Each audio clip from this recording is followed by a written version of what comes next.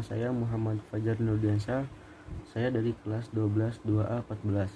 Di sini saya akan menjelaskan latar belakang masalah pada kelompok kami yang bertema laporan keuangan desa. Sebelumnya saya akan membacakan terlebih dahulu latar belakang masalah tersebut. Laporan keuangan desa adalah suatu bentuk kebutuhan transparansi yang merupakan syarat pendukung adanya akuntabilitas yang berupa keterbukaan pemerintah desa atas aktivitas pengelolaan sumber daya publik. Transparansi yang dimaksudkan terutama dalam hal informasi keuangan dan pengelolaan keuangan yang harus dilakukan dalam bentuk relevan. Pencapaian suatu transparansi dan akuntabilitas publik dalam pemerintahan desa dengan menerapkan sebuah sistem laporan keuangan sehingga diharapkan dengan adanya sistem laporan keuangan, pemerintah desa dapat mengetahui keberhasilan atau kegagalan pengelolaan keuangan daerah. Jika laporan keuangan desa dapat dilaksanakan dengan baik, maka kinerja pemerintahan desa akan meningkat. Untuk itu, berdasarkan dari latar belakang masalah tersebut, maka penulis dapat mengidentifikasi rumusan masalah yang mendasari pembahasan mempermudah memasukkan dana serta mengeluarkan dana desa. Nah, maksud dari latar belakang masalah tersebut, alangkah baiknya laporan keuangan desa itu dibuat dengan sistem data agar di mana laporan keuangan desa itu teranalisir dengan baik atau dengan jelas gitu maksudnya.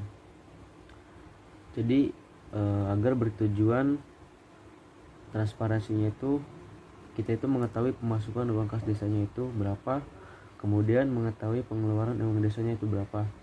Nah, kebetulan laporan keuangan desa pada kelompok kami itu dibuat dengan sistem data menggunakan bahasa pemrograman, yaitu bahasa pemrograman Python yang nanti akan dibahas oleh teman saya pada pembahasan selanjutnya.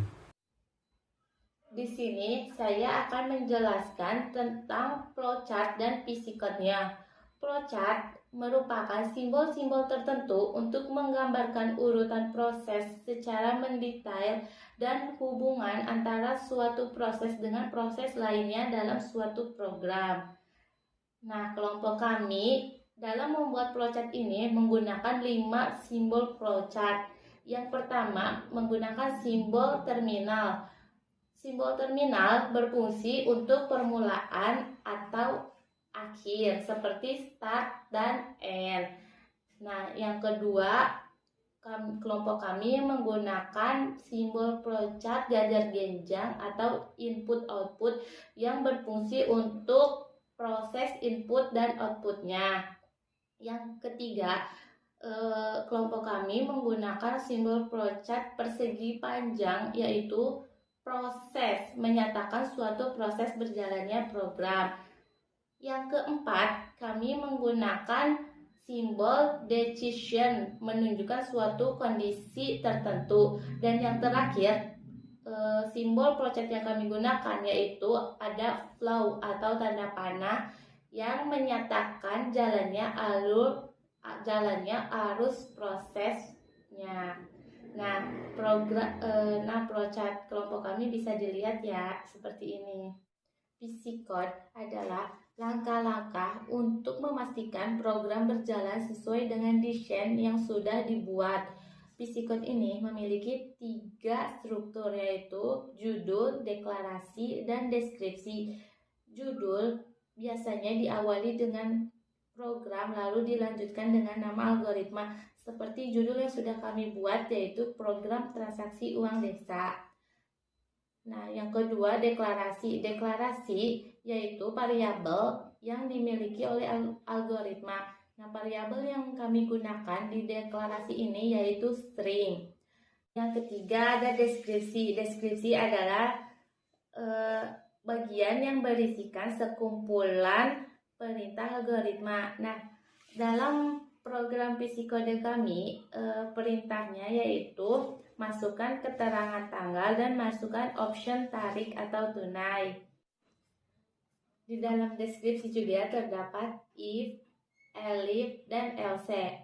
If digunakan saat terdapat satu pilihan, seperti if option store. Di situ kan terdapat hanya satu pilihan, yaitu store. Lalu ada elif. Elif yaitu membuat kondisi tambahan jika kondisi yang pertama itu bernilai false. Yang ketiga ada else. Else menentukan pilihan dari suatu kondisi yang diberikan. Baik, di sini saya akan menjelaskan program yang sudah kelompok kami buat. Itu di sini ada keterangan program uang desa. Nah, di sini ini adalah maksudnya keterangan sebagai variabel di mana tanggal saat ini nanti untuk mengetahui kapan user melakukan penarikan dan juga penyetoran. Nah, di sini juga ada option. Option itu maksudnya pilihan. Silakan pilih option ketik tarik atau setor. Nanti user bisa memilih mau melakukan penarikan atau penyetoran. Nah, di sini sudah ada perulangan if. Jadi, if option sama dengan tarik, ya artinya jika option melakukan penarikan, yang artinya jika user melakukan penarikan, maka di sini nanti akan secara otomatis print tarik dana desa, dan nanti akan juga muncul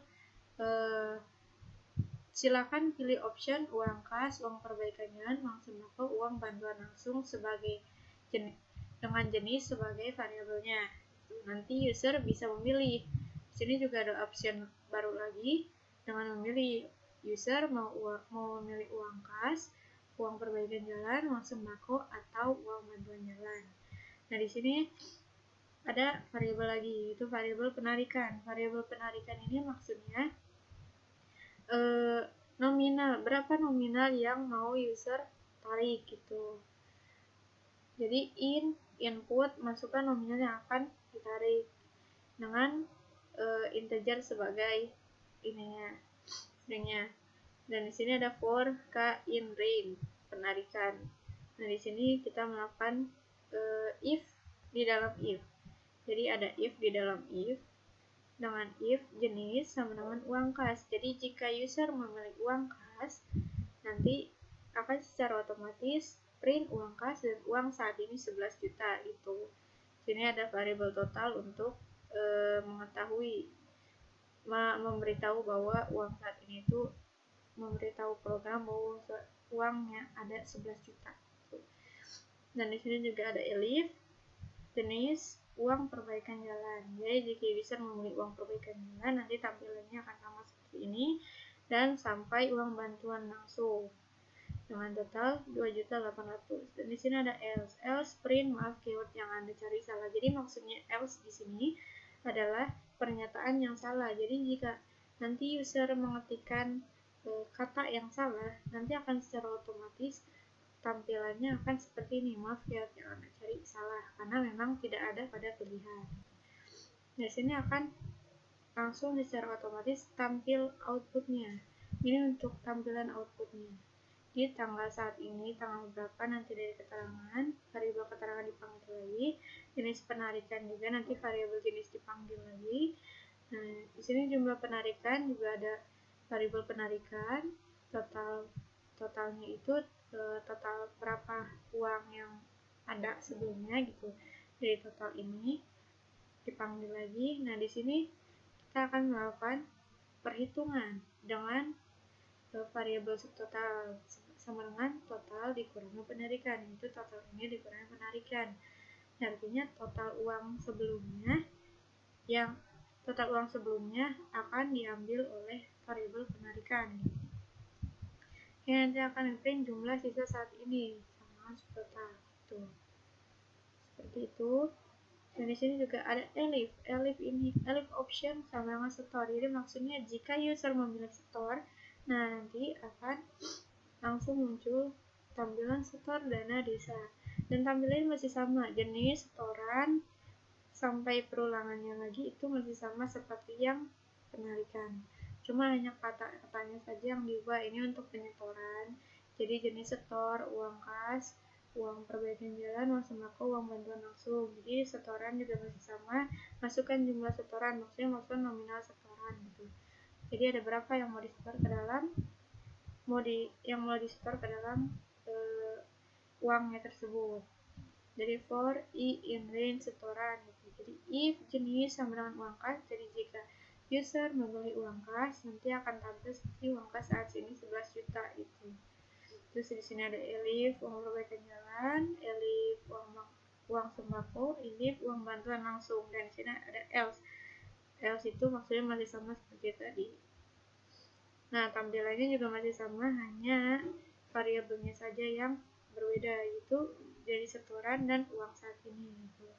Jadi subtotalnya ini dan perhitungannya juga berbeda. Ini ditambahkan soalnya untuk menyetorkan uang, artinya uang yang akan dimasukkan ke dalam programnya lagi, uang yang akan dimasukkan ke dalam kas lagi gitu. Adanya setoran, jumlah bayar berapa yang tadi mau dimasukkan, terus uang saat ini ada berapa, jadi tinggal ditambah saja, nanti akan muncul subtotalnya di sini secara otomatis. Nah, sekarang kita langsung ke meraninkan programnya. Nah, sekarang kita akan mencoba melakukan penyeteran. Sekarang masukkan tanggal saat ini. Contohnya 6. Nah, silakan pilih option ketik, tarik atau stop. Kita akan melakukan penyetoran. Nah, tinggal masukkan. Kita misal kita mau nyetor uang apa nih? Kita coba masukkan uang sembako. Nah, jumlah setoran. Berapa yang mau kita setor? Sekarang contoh 200, masih sama seperti tadi. Nah, maka tampilannya akan sama seperti tadi. Jadi uang sembako nih, kita punya uangnya 2.500.000. Uang saat ininya.